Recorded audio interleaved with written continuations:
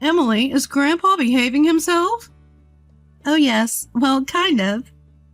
Injuring his leg. Old people can be such a nuisance. I wish they'd think about those of us who have to take care of them. Patricia, that's not a nice way to say it. It's fine. He's already declining quite a bit. I can't handle the fuss of old people, but you're used to it, so you'll be fine. The other day, my husband's grandfather Michael fell in the garden and injured his leg.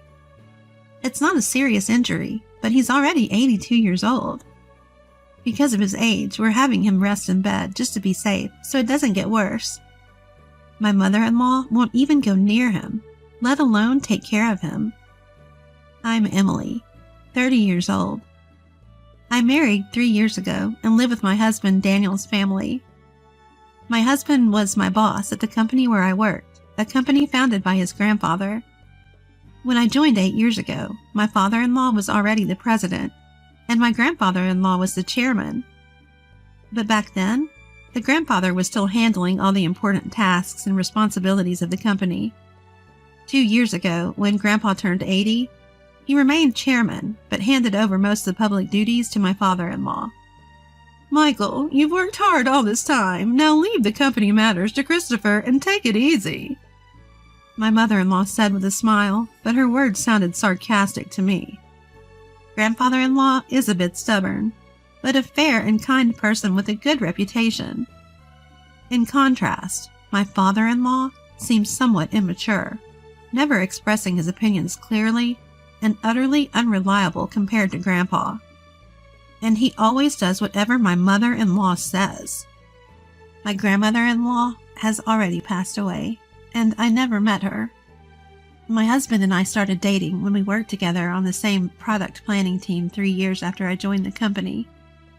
My husband, who was energetically leading the team, seemed reliable to me, though a bit self-righteous. Maybe I felt that way because I lost my father early and grew up with just my mother.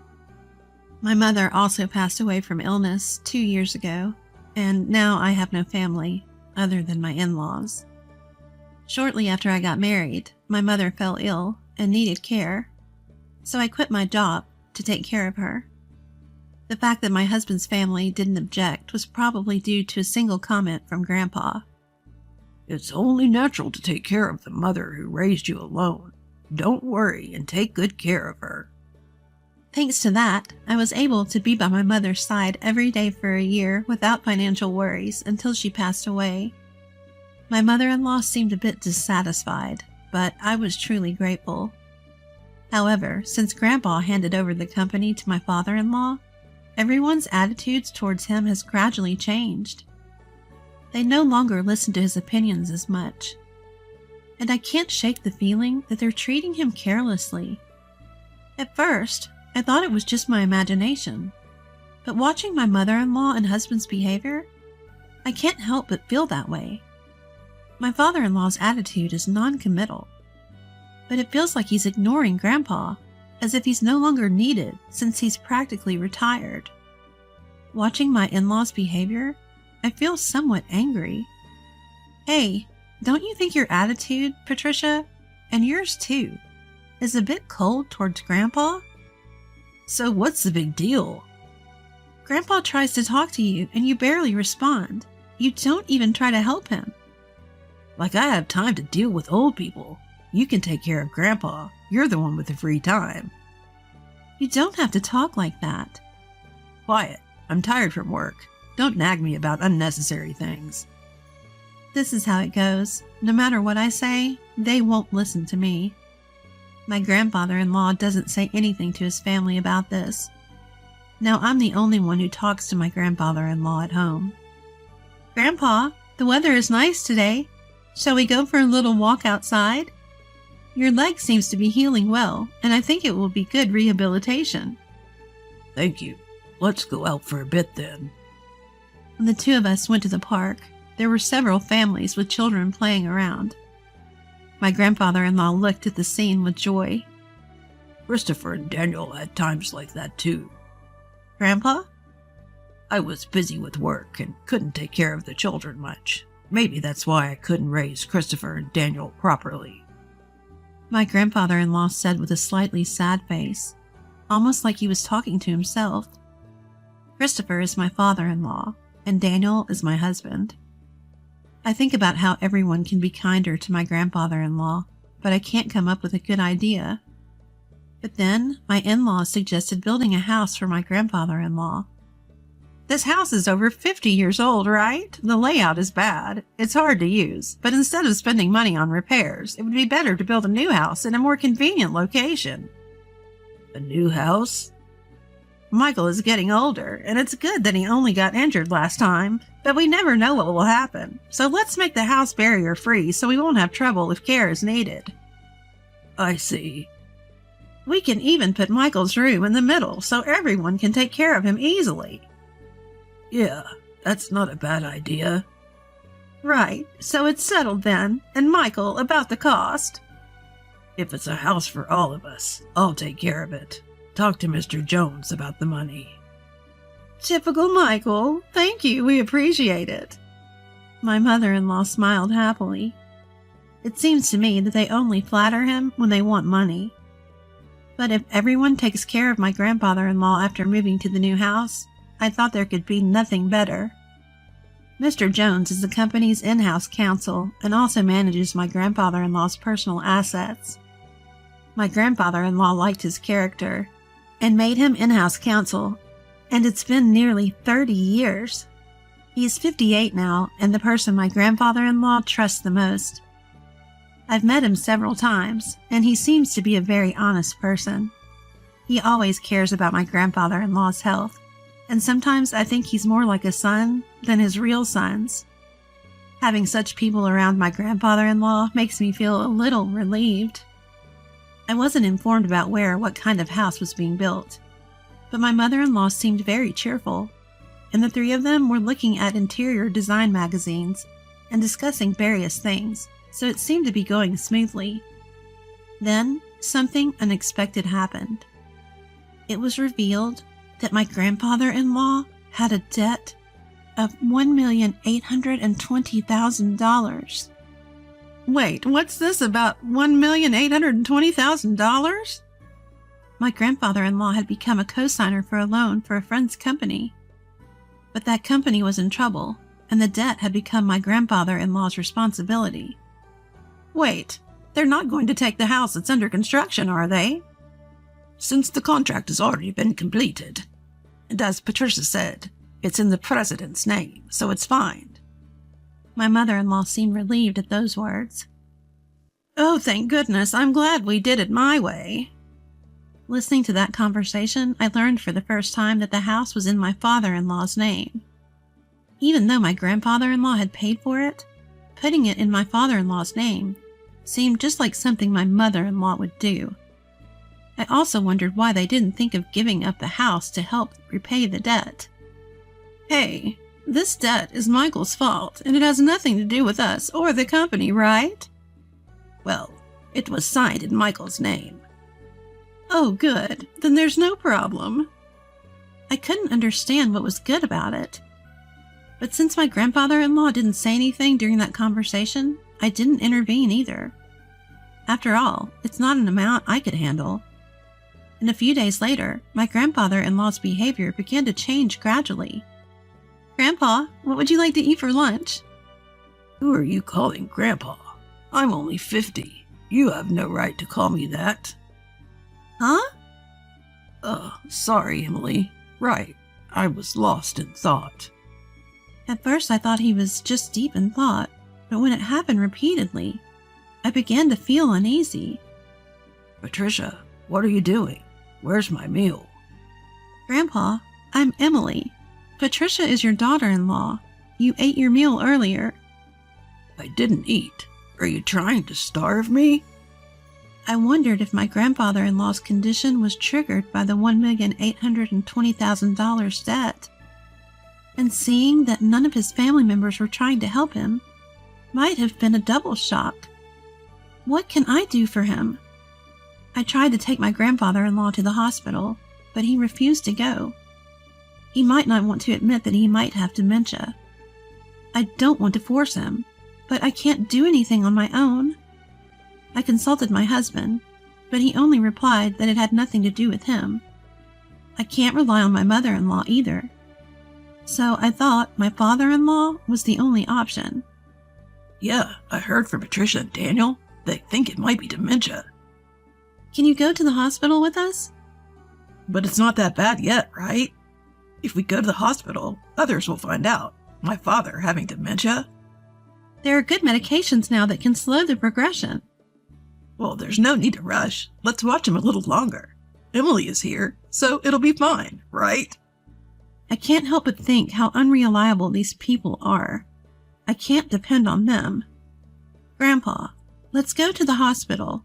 Let's get you properly examined. Who are you? Where are you planning to take me? You're up to no good. I almost cry, thinking about how my once kind grandfather-in-law has become so stubborn. But my mother-in-law just laughs, amused. Even if he was the chairman, it's over for him now. But now everything, even the company, is all Christopher's. Patricia, Grandpa isn't completely unaware. He's listening to everything. He'll forget everything soon. He'll start wandering, dribbling. Just thinking about it gives me chills. He's nothing but a nuisance now. How can you say that? Grandpa has worked hard for the family all his life. My mother-in-law's words make me angry and sad. But my grandfather-in-law just smiles. See? This old man doesn't understand anything. Patricia! I'm furious at my mother-in-law's laughing in words. But soon, the new house will be ready. Things might change once we move there. Since it's a house that Grandpa built, the family might show some gratitude and be kind to him. I couldn't completely abandon that faint hope. And 2 months later, the house was finally built. For days, I had been forced to pack my in-laws' and husband's belongings, while my father-in-law's and my things were mostly untouched. Even when I tried to pack my things, my in-laws and husband kept giving me tasks, so I couldn't make any progress. But I thought it would be fine to move the small things later, since this house wasn't going away. On moving day, after moving most of the things, I went to call my father-in-law, but my husband said, "Ah, you and Grandpa can stay here. What?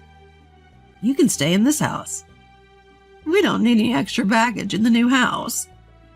In other words, you and Grandpa will live here from now on, and I'll give you Grandpa's debt too." Well, you can at least be a housekeeper. Hey, let's go.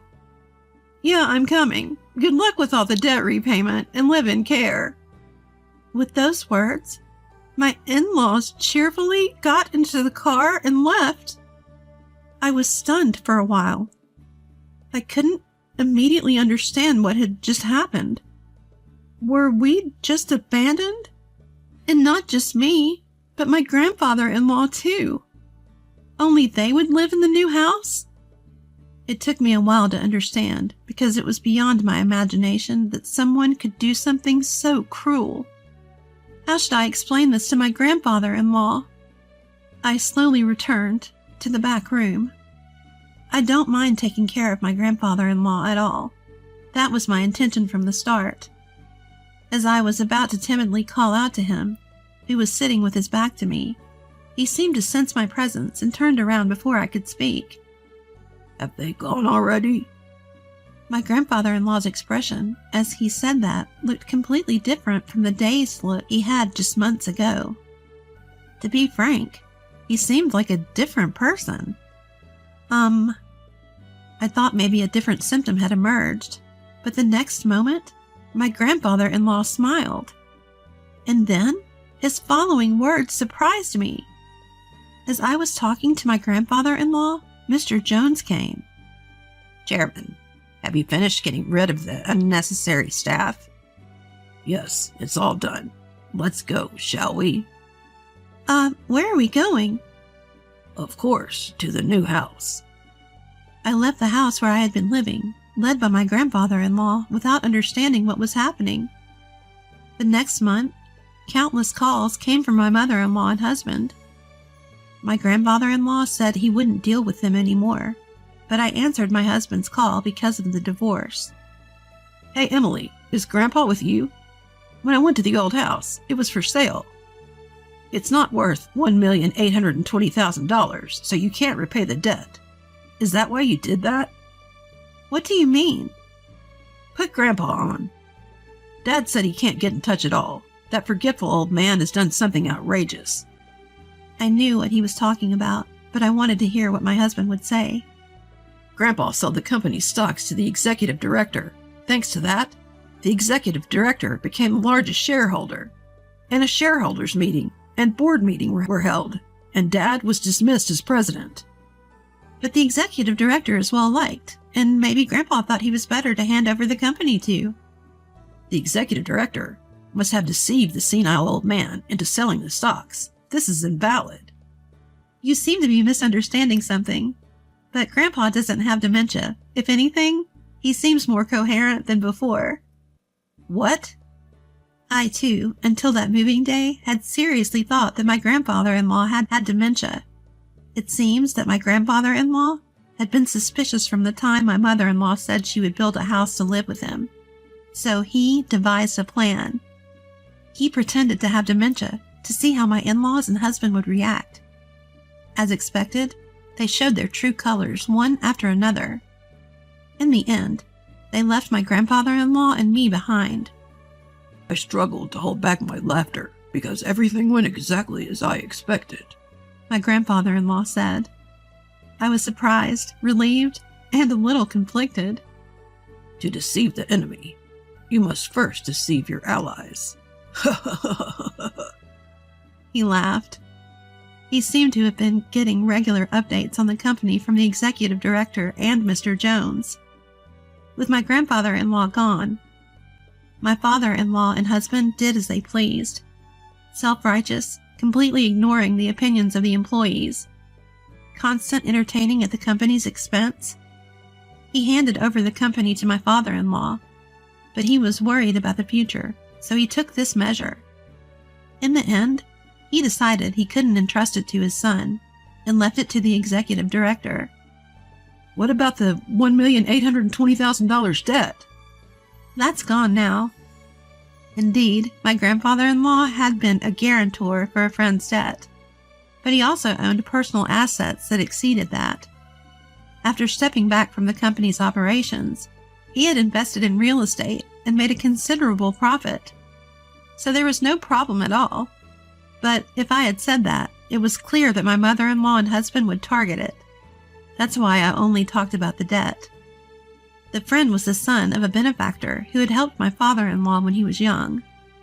Moreover, since then, the countryside land that the son owned was going to be developed into a resort, and he was able to sell it at a high price, so there was no need to take on the debt. You're kidding. But more importantly, are you guys okay? We're not okay. Both my father and I were denounced by the company. What should we do now? Well, there's also the mortgage on the house. What? What do you mean, the mortgage on the house? Huh? Haven't you realized it yet? The house money should have been all paid by Grandpa.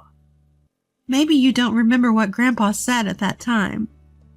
When my mother-in-law talked to my grandfather-in-law about the money, he had set the condition that if it's a house where everyone, including me, will live.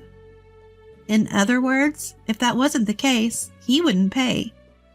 Even if the house was in my father-in-law's name, my grandfather-in-law intended to pay if everyone was living together. That's just because you assumed Grandpa would pay and didn't look at the documents properly, right? Christopher signed without checking everything. It shows he really didn't have the qualities of a president. You're kidding. Afterward, my parents-in-law ended up losing the house they had built because they couldn't pay the mortgage. Now they live in an old apartment over 50 years old and are struggling to pay off the unpaid loan. My mother-in-law and husband have been contacting me alternately, saying we should all live together, but that's impossible now. My grandfather-in-law has retired from his chairman position, and now he has bought an old house in the countryside, and we are living together.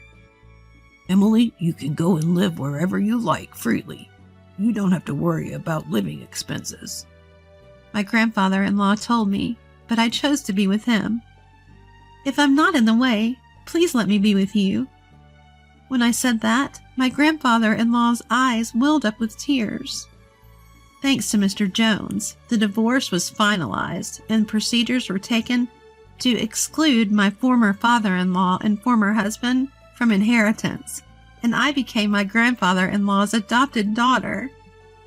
If anything happens to my grandfather-in-law, who has become my father, I intend to take care of him until the end. Now the two of us enjoy working in the fields together.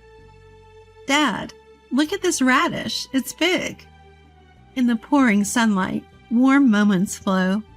I wish for these days to continue even one day longer.